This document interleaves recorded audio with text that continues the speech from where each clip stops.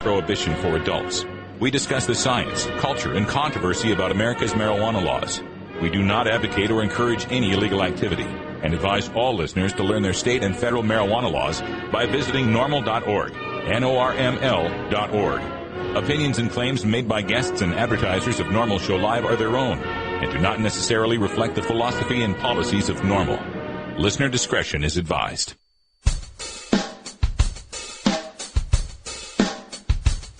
You take a seed, you plant it, you grow it, you dry it, you roll it, you smoke it. You take a seed, you plant it, you grow it, you dry it, you roll it, you smoke it, and it goes down smooth. Hey! Spanning the continent to bring you the truth about cannabis and marijuana law reform. I smoke pot and I like it a lot. From the promise of legalization. And I think we need to think and decriminalize our marijuana laws.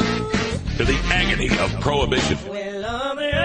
One major responsibility is to encourage people to use less drugs. The National Organization for the Reform of Marijuana Laws presents NORML Show Live, Marijuana Nation. Now, here's your host, NORML's Outreach Coordinator, Radical Russ Belville. Good afternoon, tokers and tokettes. It is Friday, July 15th, 2011, and it's got to be 420 somewhere in the world. My God, can you believe we're halfway through the summer, July 15th already? We are so happy to have you here for our show. We are going to have a really good one because we have gone to great lengths to rescue back from the Gem State our very own Cannabis Carrie. There you are, Carrie.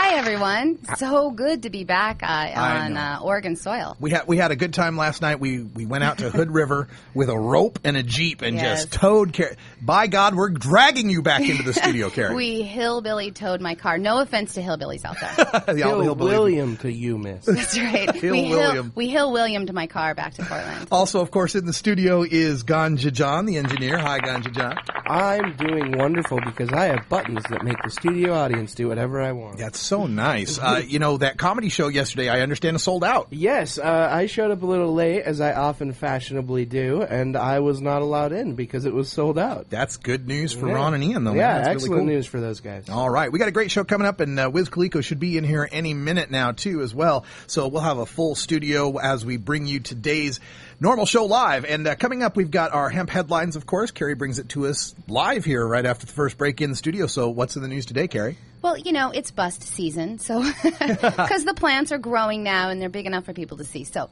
we have a couple of stories on bust. Also, a really interesting Miami Beach Commission meeting that was held on Wednesday. And a lot of people are wondering what happened to Swagstock this year. We're going to let you know about that as well. All right. We'll get that update on Swagstock out there. That's Missouri, right? Yes. I think that's out in the state of Missouri. All Ozarks. Right. Ozarks, yeah. And also, today's Rockin' Friday, so Herb Thrasher's going to be calling in at 20 after the hour to get us full up with some metal. Today's band is Kingdom of Sorrow. Kingdom of Sorrow. Oh, yeah, I think we're going to go all metal on this one for sure. At half past the hour, we have our interview with Steve Bloom from CelebStoner.com. He's going to break down all the celebrity pot entertainment news for us. And then, at the end of the show, a radical rant. I'm going to take a lesson from another writer out there who goes by the name of John Cheese. Yes, that seems to be his real name. And some lessons we can learn as marijuana activists and how to best appeal our message to the general public out there. The way we see things and the way they see things aren't quite equal, and we need to learn about that. So we'll talk about that at the end of the show and take your calls in hour 2. See you in just a minute. This is NORML Show Live, the voice of the Marijuana Nation.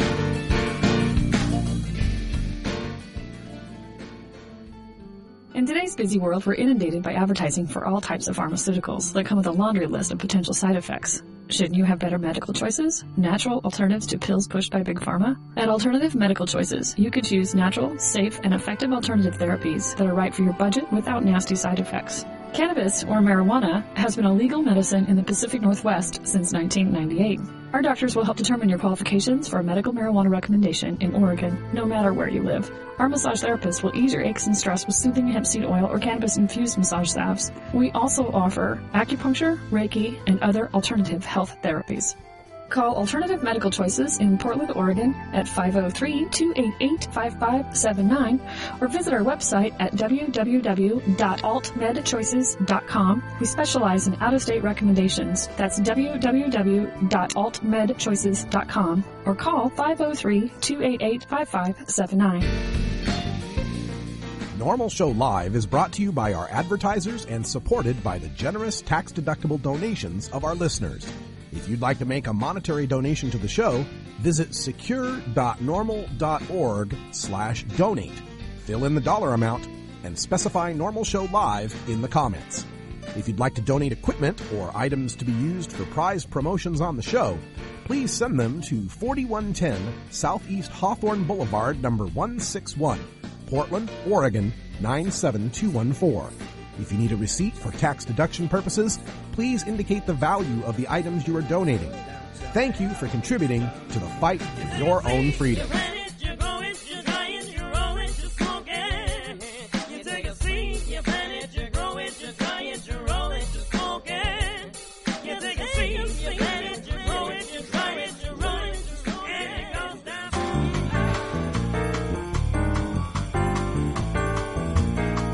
Medical marijuana, industrial hemp, consumer cannabis. It's time for this week's NORML News with Cannabis Carrie. Commissioners in Miami Beach, Florida discussed marijuana decriminalization measures for their tourist town during a meeting this week. Cannabis activists waited for several hours while the commissioners discussed other issues before they had a turn, asking the city leaders to support decriminalizing cannabis. The Miami Herald reported that a doctor, a lawyer, a college student, a stockbroker, and even one South Miami city commissioner all lobbied to place a referendum on the November ballot that would allow the citizens of the popular tourist destination to vote on the matter. One resident boldly asked the commissioners how many of them had ever smoked marijuana. When there was silence from the group of six, he urged them to tell the truth, saying, "No, really, you look like you were from that era, the 60s and 70s. You were the hippies." After that comment, the youngest commissioner, Jonah Wolfson, laughed and raised his hand. The man then asked the commission to raise their hands if they thought that the people in the chamber who had smoked marijuana should be in prison for the crime, to which no one raised their hands. The meeting was held on Wednesday, which was the official deadline to get the item placed on the city ballot. The group had collected 9,000 signatures for a petition that would make them getting caught with less than 20 grams of marijuana punishable by just a $100 fine or less. The group is led by Eric Stevens with the Committee for Sensible Marijuana Policy, a state-registered PAC committee. Stevens is a recent University of Miami graduate who spelled out to the commissioners during his turn to talk about the health benefits for many of the city's older residents and pointed out the waste of taxpayer monies that funds the current marijuana policies in Miami Beach. Our friend Robert Platshorn, also known as Bobby Tuna, who served 29 years in prison for his marijuana crimes, also testified at the meeting, saying that the police would not have the same kinds of trouble with marijuana that they do with alcohol. Also testifying was Irvin Rosenfeld, who lit one up in his governor-issued joints outside the chamber before it was his turn to speak. Even though there was some support from the commissioners in the end, they decided to decline on the request to support the measure, but they did encourage the group to go ahead and submit the signatures to the city clerk and follow a normal protocol to get their item on the ballot. Now, it'll be days or even weeks before we know for sure if they succeed, and we'll let you know. Boy, I want to give kudos out there to that activist who asked them to raise their hands if they've ever smoked and asked them to raise their hands if they think anyone who had smoked should go to prison. Because that's what needs to happen to kind of break through this wall of ignorance, is to put the human face on it and ask them to really think through what it means to keep marijuana prohibited. It really means that you want to take people who are using a plant and lock them in a cage and make them admit that and own up to the fact that they have a hand in being able to keep that continuing or to make a change in that. And we got Robert Platshorn down there, Irv Rosenfeld down there, lots of great activists who are involved trying to make this change. And boy, you'd think a place like Florida, especially a place like Miami Beach, would be a perfect place for decriminalization of marijuana. Of course, it'd be a perfect place anywhere in this country for decriminalization of marijuana. And as a referendum, this is the best thing the politicians could ask for. It allows them to kind of wash their hands of the issue and say, all right, well, we're not going to decide. We'll let the people decide on this, and then we'll live with what the people decide. Let's see if that moves forward. We'll keep you posted on the developments as they happen. And And on Thursday, federal agents arrested 19 suspects from Washington, Oregon, and California in a marijuana distribution ring. The bust concluded an ongoing 3-year investigation called Operation Green Jam, according to a news release. The suspects were arrested in Yakima County, Washington, and they were accused of using wine vineyards as a cover for growing marijuana. 16 of the suspects were charged with conspiracy violations as well as manufacture and distribution of a Schedule I substance, aiding and abetting, structuring illegal financial transactions, and money laundering. The operation was led by the Drug Enforcement Administration but included federal, state, and local law enforcement to make all those arrests. In the early hours yesterday, 7 federal search warrants were executed and suspects were arrested in Yakima, Washington, Grants Pass, Oregon, and Union City, Manteca, and Los Angeles, California. Those arrested in Washington had purchased or leased grape vineyards in Yakima County since 2004. Federal prosecutors say that the profits from selling marijuana were put back into the business in the form of purchasing and operating additional vineyards. The money judgment that was filed along with the rest from the U.S. government accused the suspects of making $3,462,988 in drug profits. There was also forfeiture measures filed for several of the properties associated with the bust, including the homes and vineyards. In the news release, they listed the agencies that they listed that provided substantial assistance with the operation. I just wanted to read them quickly to you, Russ.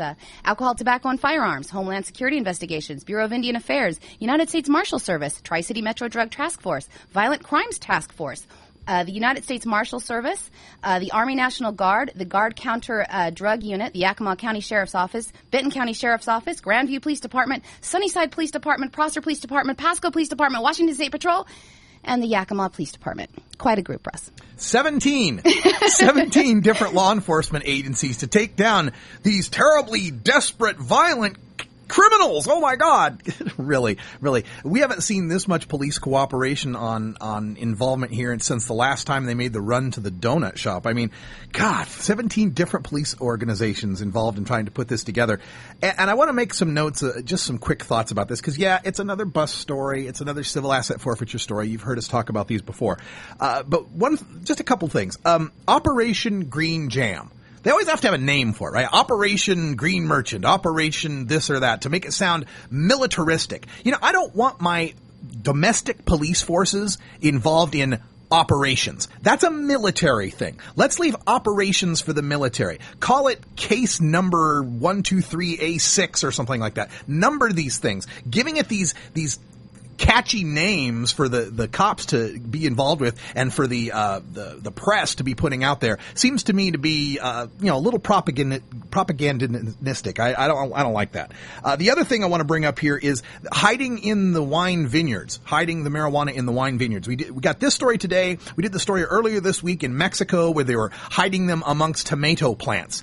You know what you never hear them hiding the cannabis plants amongst?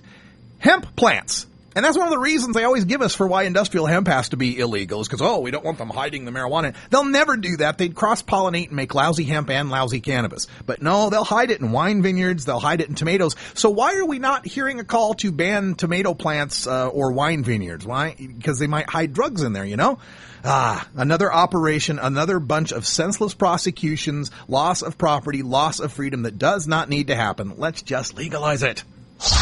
And this is just a quick story. A former Washington State mayor learned his fate yesterday for his conviction of dealing marijuana.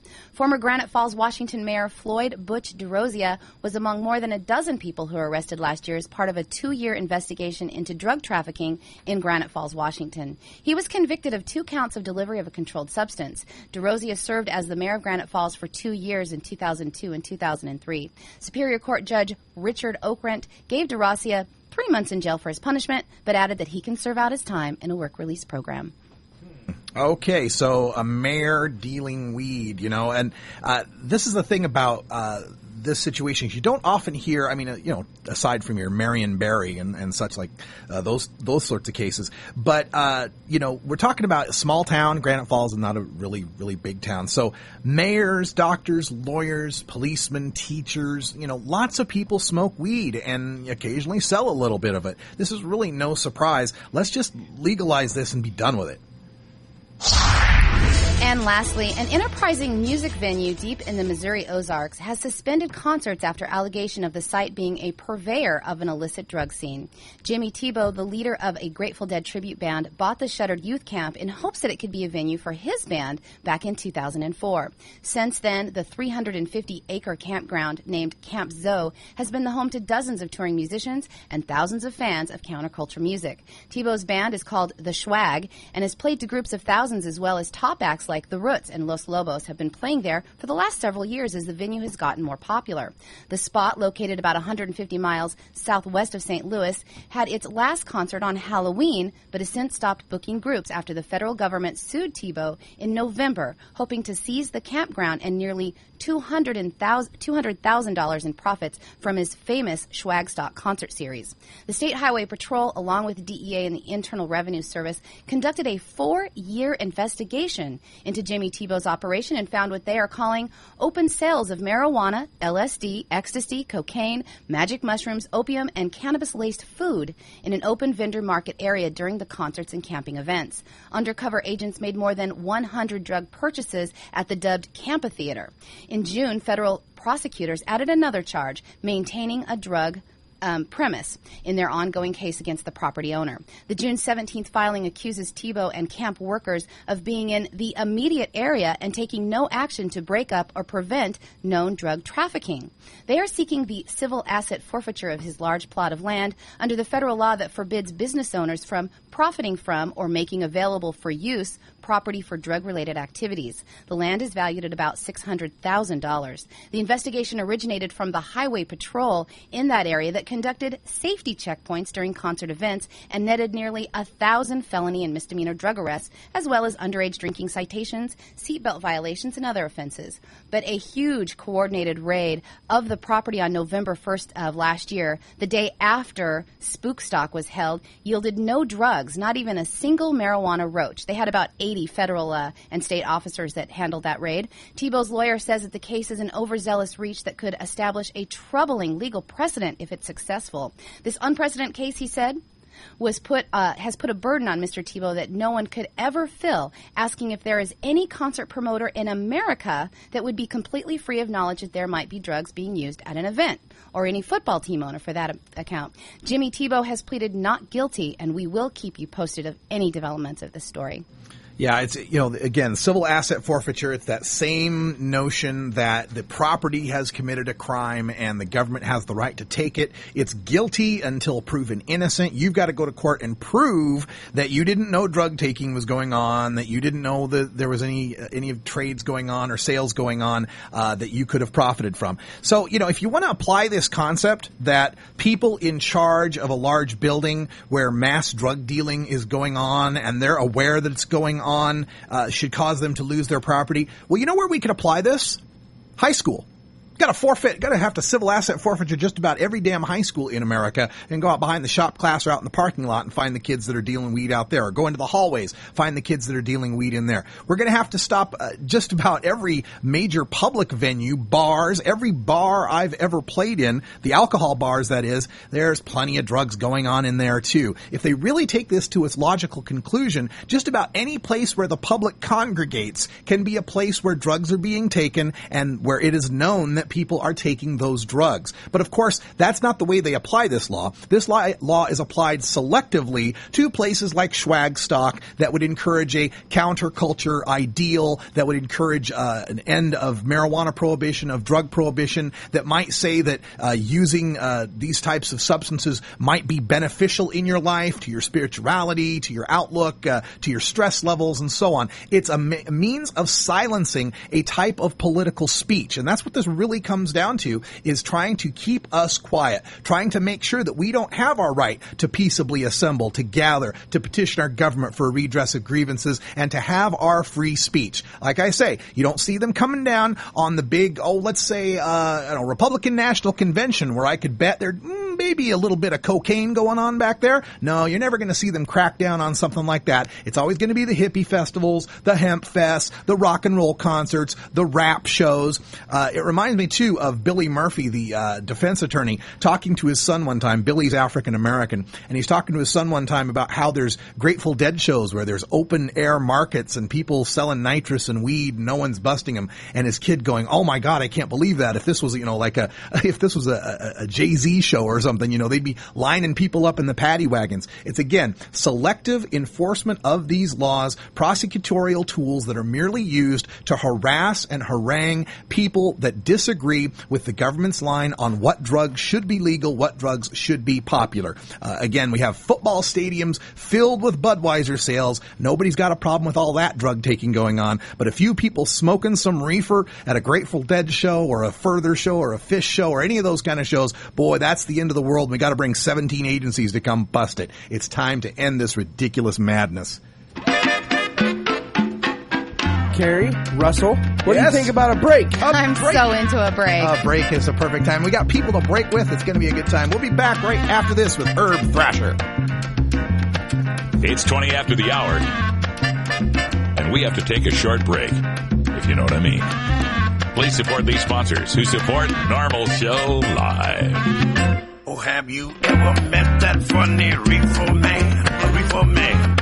Have you ever met that funny reefer man? A reefer man. If he said he swam to China, he would send you South Carolina. Then you know you're talking to that reefer man. What's up, guys? This is Miss High Times 2007, and you're chilling with us here at the Normal Podcast. Legalize it. Don't criticize. This is Peter Tosh for NORML, the National Organization for the Reform of Marijuana Laws. Did you know that more than 400,000 Americans were arrested last year for the possession of marijuana? People are being sentenced to up to 40 years for even standing beside a joint. Well, I think it is definitely time for you to help doing something towards this. To find out what you can do, just write NORML, NORML, 1600 K Street Northwest, Washington, D.C., 2006. That's 1600 K Street Northwest, Washington, D.C., 20006. Help NORML to help protect your rights.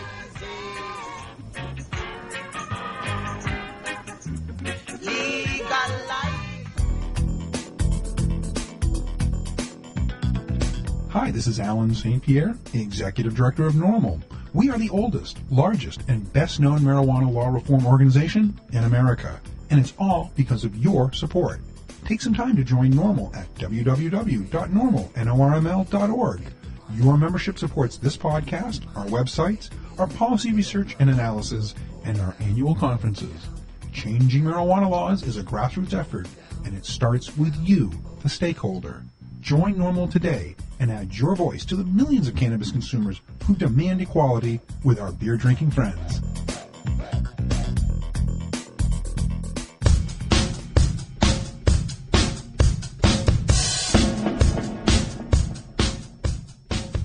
It's time for your daily Toker Tunes, the best in 420 friendly music from all genres that uplifts, entertains, and informs the public. Today, we take you into the weekend with Rockin' Friday. Our segment features the best of rock, metal, punk, and jam band music. If you'd like to submit your song to be played on Normal Show Live, send it to us at stash@normal.org. Now here's some more great independent marijuana music for today's Daily Toker Tunes. All right, every Friday we get to visit with Herb Thrasher, and it's been a while. We've had about a month off. Herb, what is happening with you, my man? Oh, nothing much, man. Another beautiful summer day, just trying to work with the team and change marijuana laws. That's right. Hey, you've got a gig coming up this weekend, don't you? Yes, we're going down to Eugene, Oregon. There's the Emerald Empire Hemp Fest is going on there, and this is basically the start of the Hemp Fest Northwest tour, and so we're going to go down there and support and see all our friends in Eugene. Hope others are going to come down too. Yeah, we'll see what we can do. And what's really cool about this, folks, you got to check out the Herb Age booth there all this summer because there's all sorts of new cool gear. I understand you got the disc golf thing happening. Tell folks about that. We do, man. We're starting to, there's sports out there, man. There's football, and there's baseball, and there's basketball, and there's disc golf nowadays. And us stoners are really going to take that sport over. And Herb Age is doing its best to help do that. And so we have been carrying disc golf for about 3 years now, and it's just been doing great, and everyone loves them. And so now we've brought in towels, and we have T-shirts, and I'll give a little, there's a little info here, a little tidbit that not too many people know. It's just now coming out. But over Labor Day weekend in Oregon at Horning's Hideout, there's a Chiba International Festival, and it's going to be a disc golf tournament, and it's also going to be a concert. So Heavy Dub champions are going to be there, and Groundation, and 2 nights of concert music, and during the day it's a disc golf tournament.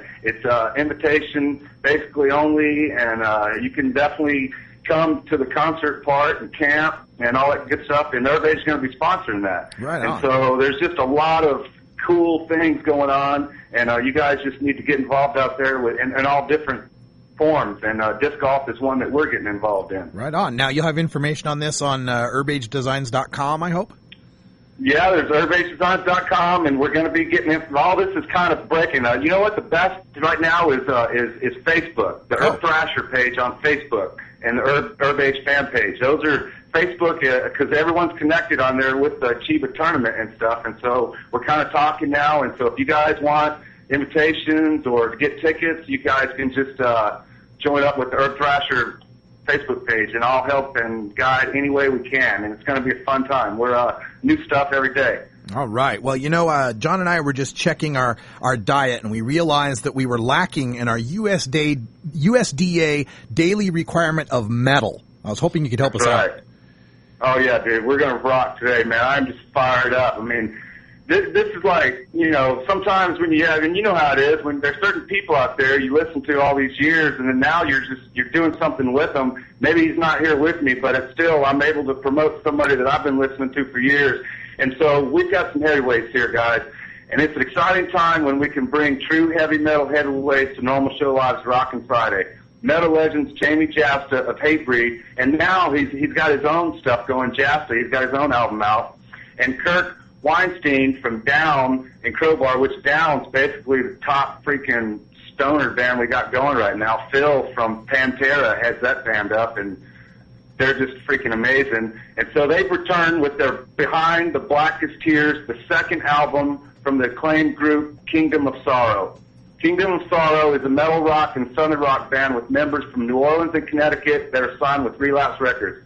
Behind the Blackest Tears pushes their legendary songwriting talents even further, as evidenced by the unforgettable and devastating God's Law in the Devil's Land, the title track off the album. With the sound as large as their reputations and some of the best songwriting the genre has seen in years, Behind the Blackest Tears is destined to become a genre classic.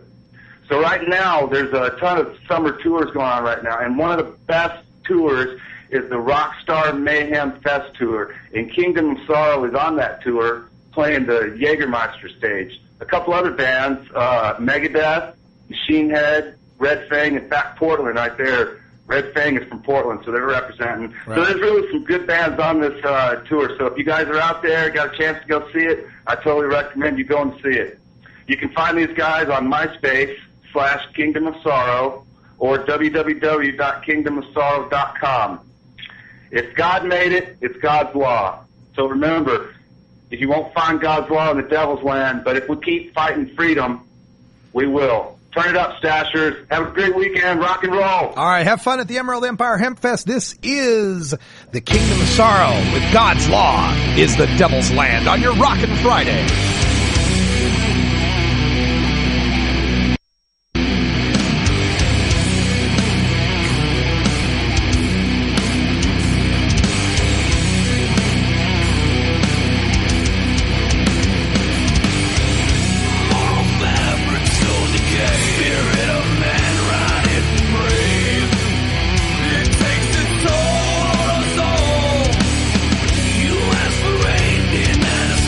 Question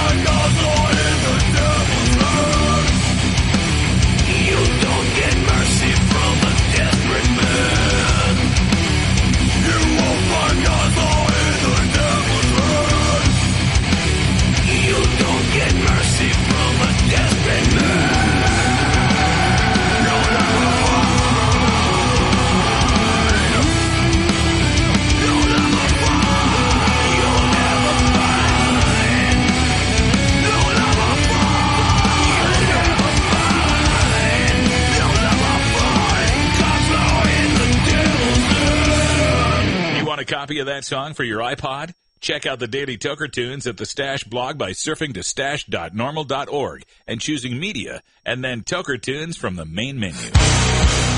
Starfish Designs, makers of the original Gandalf. I'm Radical Russ, and when I want to relax, I always have my 17-inch long original Gandalf from Starfish Designs nearby. The hand-blown borosilicate glass is strong and easy to clean, and the design is sleek and sophisticated. Starfish Designs are available from Bend, Oregon at a glass retailer near you. For locations, call 541-788-GLASS. That's 541-788-4527. Normal Show Live reminds you to never consent to a search. If you're holding and you consent, in most states you will be arrested immediately and you will go to jail. If you don't consent to a search, police may try to intimidate you by threatening to bring in drug-sniffing dogs or try to fool you by saying things will go easier if you consent. Yeah, easier for them, sure. Stand your ground, refuse the search, and ask the officer if you're free to go. If they still detain you and eventually find your contraband, you'll be no more busted than if you had allowed the search. But by refusing the search, your attorney has a chance to win your acquittal before a judge. If you consent to the search, your attorney's hands are tied. You can find a list of Normal Legal Committee attorneys specializing in marijuana cases by visiting the Find a Lawyer link at normal.org.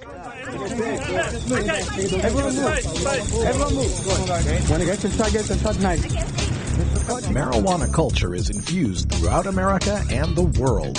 As we round out the week, we take a look at the 420 phenomenon in movies, TV, music, and sports with former High Times editor and author of Pot Culture, Steve Bloom, in our celebstoner.com entertainment news. All right, here we are in the middle of summer, been off for a few weeks, but it's our time to get back in touch with Steve Bloom from celebstoner.com. Steve, how you doing?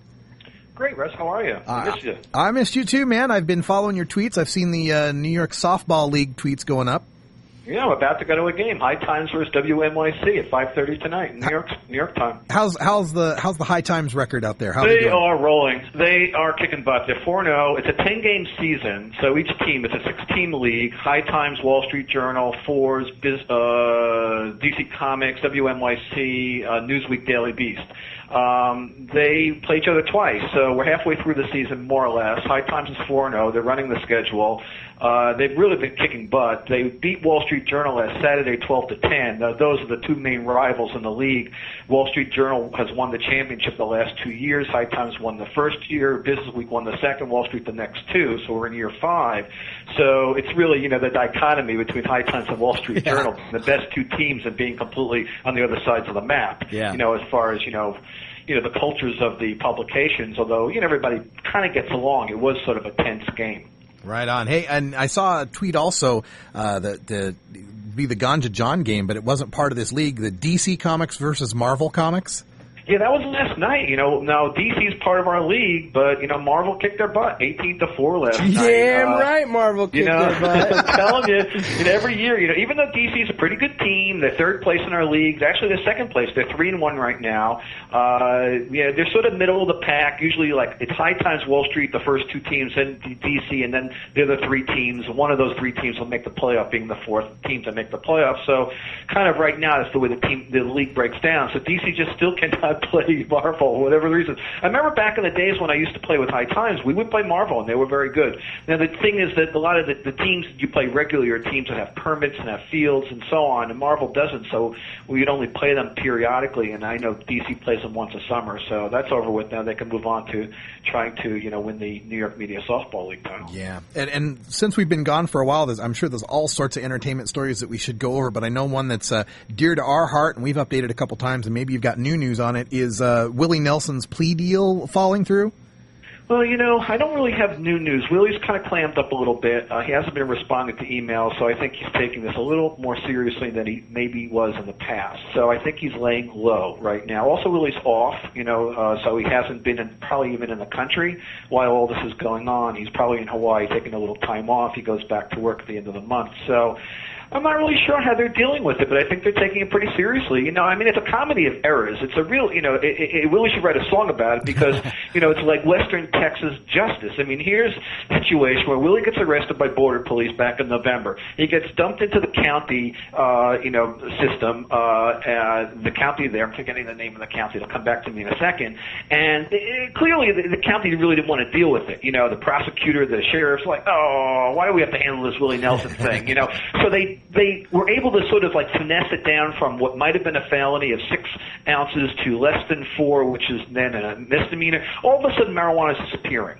You know, 6 ounces get announced, and it's down to 3, and then the prosecutor starts joking that Willie has to sing a song in court to, you know, and then they'll let him go, and they reduce the amount. Oh, there's only 2 ounces left. Where did it all go? You know, meanwhile, the judge didn't think it was very funny, so the judge reprimanded, you know, the prosecutor initially for making the joke about singing a song in court, and judge said, not funny, we're not doing that, don't make a joke out of it, and then the prosecutor is negotiating with Willie Nelson's lawyer for a plea bargain. They come to an agreement, you know, to pay a certain amount of money of a fine and court costs. Now, they said $500. Willie had told me it was closer to like $3,000, so it wasn't so, you know, small amount that everybody thinks, but it'll add up between all the money that they want to take out of Willie's pocket for this thing.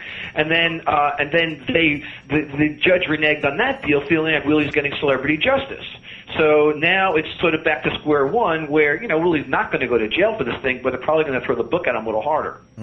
I saw a post also that you had up about this year being like a record for celebrity drug busts, even just halfway through. Yeah, it's ridiculous. There's over 40 already this year. There were in the range of, like, say, 45 all last year. It's hard to really determine why it's going up. You know, it just is. And so when we call a celebrity is, you know, somebody in the public world, you know, who has, it could be somebody super famous like Montel or Sebastian Bach or some of the people like that have been arrested. And then it could be a lot of lesser known athletes, you know, who are like third rounders, you know, playing, you know, reserve back, quarterback or whatever, and then they get popped too. Lately there's been, NBA, Kenny Britt from the NFL got arrested. So, you know, there's been a bunch of guys. So, I mean, I'm not really sure, you know, why it's really happening. I probably should have a bit of better handle on answering that question as to why it's going up. But the fact is, it is. The police may be a little bit more aware of these guys who are in the towns. Maybe they follow them around for all you know, in their black-tinted cars. It's always the same thing. Guys getting arrested in cars are usually driving while black. Most of the arrests are African-American athletes and rappers. The numbers, you know, in that area, like half of the numbers at least are, you know, skewed in that direction. So, you know, they sort of know who you are and they're following you around. So the celebrities better be careful. Yeah, we're speaking with Steve Bloom from celebstoner.com with the latest entertainment news here for the cannabis community. And, you know, we'd been gone for a few weeks, so I'm wondering if there's any other stories that slipped past in the couple weeks that you'd like to bring up. Well, that's a good question. Let me just go to the front page and take a look. There's so many things. I mean, yesterday's big story is not Celeb Stoner, but the Mexican pot field was like the story that blew up the website. Where did you get those? Where did you get those photos? Well, I just dug around. You know, when I saw that, I just went to a couple of sites, and basically Reuters had taken all the photos. Still trying to get a handle on that huge netting over this, you know, 300-acre field. I mean, never seen anything quite like it. You know, where, you know, that netting. And then there was I have a clip up on the site now which kind of shows it a little closer. So I don't know how they expected to get away with this huge field. I mean, it's a massive field. Yeah. Just massive. I mean, I don't know how many miles square it is, but 300 acres, huge. You know, it's like way down south in Baja, so maybe they thought nobody's paying attention. Or maybe, you know, somebody stopped paying off. Hey, you know, I see something on your site that I thought might be an interesting discussion point for us here, and that is that Montel Williams got named as a top celeb stoner, and it's maybe a little controversial in this studio since we saw him in Denver saying, you know, vehemently that he would never support legalization. What do you have to say about that? Well, I mean, first of all, people voted for him, so he's entitled to be a celeb stoner if he wins the vote. And honestly, Montel had never won the vote, and maybe that's why, because people are hesitant. Now, he had been up, you know, I had him up for the vote 10 times. He finally won. I was only, why would Montel not win? He's one of the most well-known celebrities, you know, who favors at least the medical marijuana cause. But maybe people were holding back judgment on him based on his, you know, stance on legalization, where he's basically said, you know, he would never favor legalization. It's kind of like the Woody Harrelson stance stance. Back when Woody Harrelson came out for hemp and wouldn't support marijuana, he made the distinction, yet he comes to the NORML conference and gives a speech and basically says, I'm not a quitter, and I wanted to admit that he really smoked marijuana, and so he kind of opened the door on that. So now Woody is still associated with hemp, but they both kind of work for him. And with Montel, he's associated with medical marijuana, but doesn't want to be associated with the legalization movement because he wants to keep it, focused. He doesn't want the anti-people saying, hey, you just want to legalize pot, which is what everybody always would say. So, I think it's a very careful strategy on his part. I bet if you asked him, personally, maybe, he would basically say, hey, listen, this is what I'm going to say. Personally, legalize it. That's what I would think Montel would really say. So, honestly, I think it's a public stance, and I think Montel deserves to be a top celeb stoner. There's other top celeb stoners up there who do a hell of a lot less than Montel. Yeah, that's a good point there. And as far as entertainment on the TV goes, of course, everybody knows about the show Weeds going in another season. They're in New York now, but I wanted to get your take on this new, was it Wilfred show? Is that Wilfred, yes. Wilfred was on last night. Love Wilfred. I'm a dog owner, so, being a dog owner, you kind of, the whole mentality of, what goes on between master and dog is always fascinating. But, here the storyline, first of all, Wilfred is an Australian comedy that's been, moved over to the U.S. Now, the guy, Jason Gann, who created and plays the dog character, he, now it's a U.S. show on at FX with Elijah Wood as the main star, but so it's basically him, the Australian dog character, and all the American actors now on the show. And it's kind of funny because he plays the dog and he talks, with his Aussie accent. Yeah. Now, the whole conceit of the show is that only Elijah Wood, the neighbor to the woman who owns the dog, sees him as a man and has conversations with him. Everybody else sees him as a dog, and it's a cute little dog, and they pet him and stuff. So he becomes Elijah Wood's sort of alter ego of like how, this is what I would do, and trying to urge him to change his ways of thinking and doing things. Like he's advisor. The dog becomes like his loyal advisor. So they go through life, with sort of, adventures. But what makes this particularly interesting to our crowd is that he's a pot-smoking dog. So the dog smokes this really crappy, a Gatorade-style custom-made bong. And I've been calling for, him to get a new bong. As a matter of fact, 2 episodes ago, Elijah Wood's character, Ryan, gave him a gift. The gift was a huge bone, like a huge, massive leg of a bone. And basically Wilford said, I don't need a bone. Give me a new bong. And he needs a new bong. And I've been encouraging the so-called advisors on the show, some of the people you may have heard who are advising, that maybe they would provide a new bong for Wilfred. Now, maybe the idea is they think Wilfred's a dog. He doesn't need anything fancy. So he's got this cheap, crappy-ass bong, plastic with a middle, bowl. Come on, Gatorade, give the guy a decent bong. It's a Gatorade bottle with a pen in it. That's all it is. It's a Gatorade bottle with a, You would think he would get a nice bong. But anyway, it's a fun show. Yesterday they were hotboxing in the car. There's always some sort of storyline that has nothing to do with marijuana. One time on the second episode, they were walking down the beach in Venice, and they walked into, Elijah Wood's character walked into a dispensary called the Kush Collective in Tint. So, then maybe there'll be some more of that in the show. But right now it's basically Wilfred smoking his bong, occasionally a joint, and there's, and having a good old time. Now, as far as Weeds is concerned, Weeds has moved to New York. Nancy's out of jail. She's getting back to the marijuana business. So I think they're steering a little bit back in the direction to hopefully satisfy the audience that sort of has lost it for Weeds over the time. Mm-hmm. Nancy doesn't smoke, but now she does for the first time in 3 years.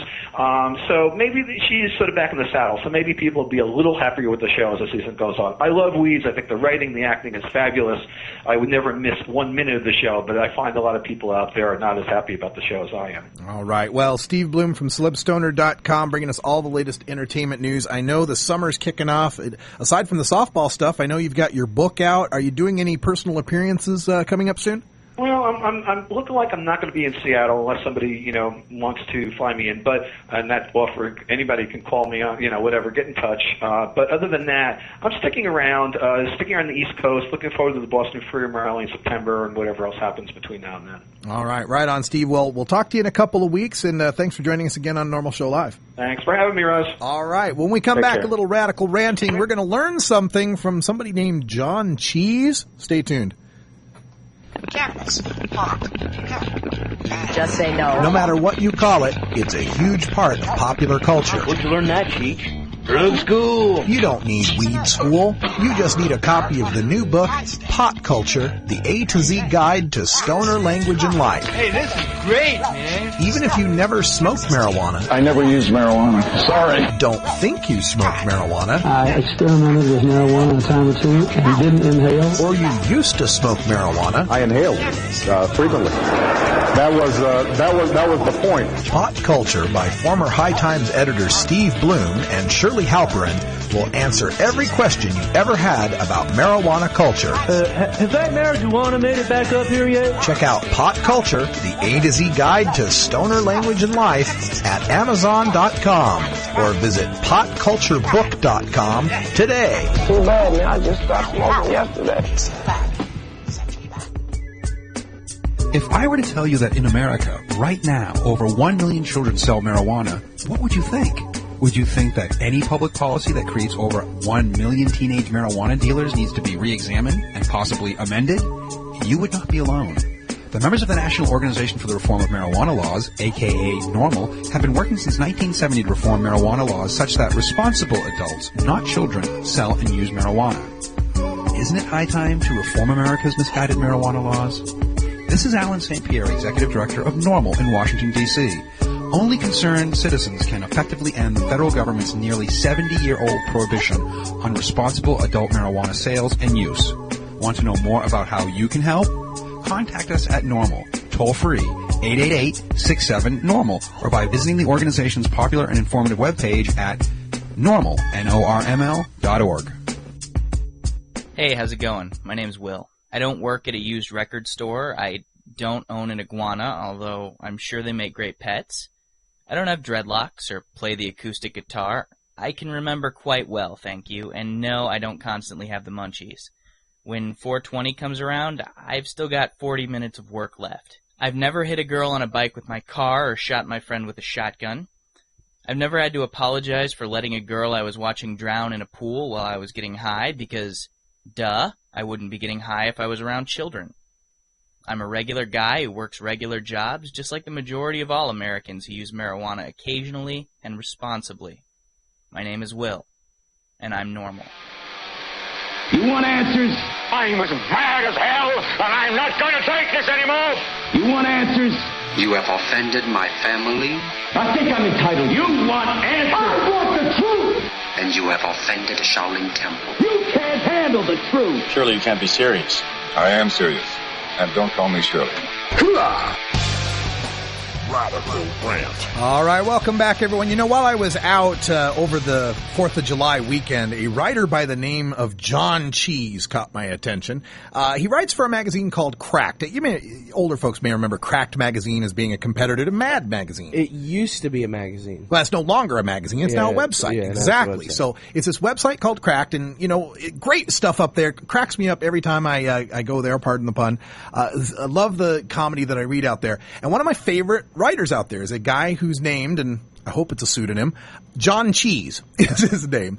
And he's written some of my favorite pieces, actually. He's got one called 5 Things Nobody Tells You About Being Poor that is like a page right out of my life, I'm telling you. Oh, God, I remember that article. Remember that article? Yeah. Come to think of it, the 5 ways methamphetamine can make you a new person. Yeah. It's another page out of my life. Yeah. A sad, dirty, torn page many chapters ago, but that's another great article he has out there. And another one that just made me laugh out loud called 5 Ways Television Went Crazy Since I Quit Watching in 2003. I told you that one about the Chris Hansen To Catch a Perv, you know? Yeah. Anyway, so great articles. I love this writer. So I was caught by surprise because on my blog at stash.normal.org, when someone links to my stuff, I get a track back that tells me they've linked. And I found this track back from John Cheese, a column called 5 Pro-Marijuana Arguments That Aren't Helping. And in his second point, he actually sarcastically called one of my columns a not at all retarded rebuttal to a flyer from the Scientology-backed Foundation for a Drug-Free World. And, you know, at first I was like, oh, you know me, I was going to jump right in and throw 1,000 words back at it and tear apart all his arguments and stuff. But then I realized John Cheese gets about 1 million views on his articles, and the best I've ever done is about 30,000. So maybe there's a lesson to be learned here. Maybe there's something I can pull out of this that would be positive here for the cannabis community. So let me go to his article here. It's up at crack.com and just give you some of the highlights and what he considers the 5 pro-marijuana arguments that aren't helping, because we make some of these arguments, but sometimes because we know the background of it, we know how logical it is.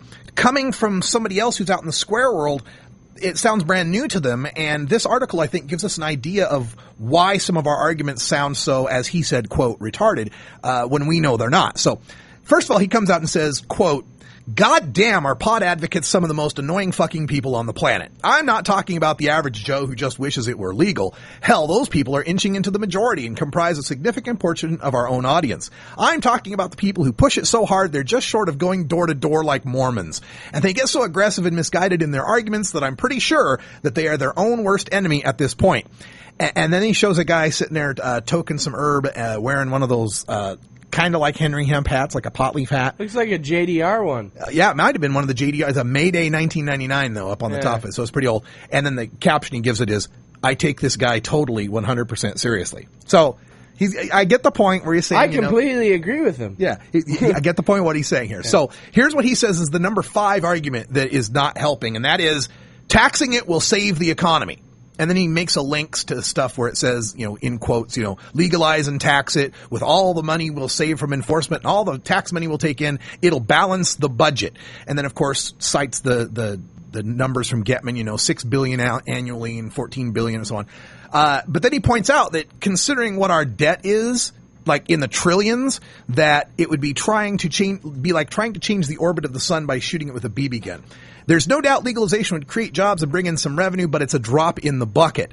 And then he points out that by saying things like legalization will save the economy, it makes your argument sound ridiculous because it makes it sound like you don't know what you're talking about. I happen to agree with him on this point, and that's why during the Prop 19 debate, when they were saying, it'll raise $1.4 billion in taxes, I kind of cringed, because it really doesn't matter how much it raises. It matters that we're locking people up for growing and using a plant. Right? Because if it were profitable to continue doing so, should we? If it were not profitable to stop doing so, should we not? Of course not. This has nothing to do with how much money would be raised. The point to be made here is that we are making zero right now. And so whatever we bring in from taxing and regulating would be more than right now. Would it balance the economy? No. Would it save the economy? No. But it would be better than what we're getting right now. That's what we need to start emphasizing in order for this point to start making sense. And the backside of that he brings up is the point about eliminating the cost of marijuana-related law enforcement, saying that, once we legalized, we wouldn't have to spend the money on locking people up and arresting them and investigating them and so on. But he points out that if it's legal, then you have to have the regulations on it. You have to test it and inspect it. And you have to have, if people are breaking the law, not paying the taxes, you still have to lock them up. Yes, absolutely that is true. But it is far less costly to enforce regulations, especially since a lot of the organizations that would enforce these regulations already exist, like FDA, than to have to continue locking people up and warehousing them.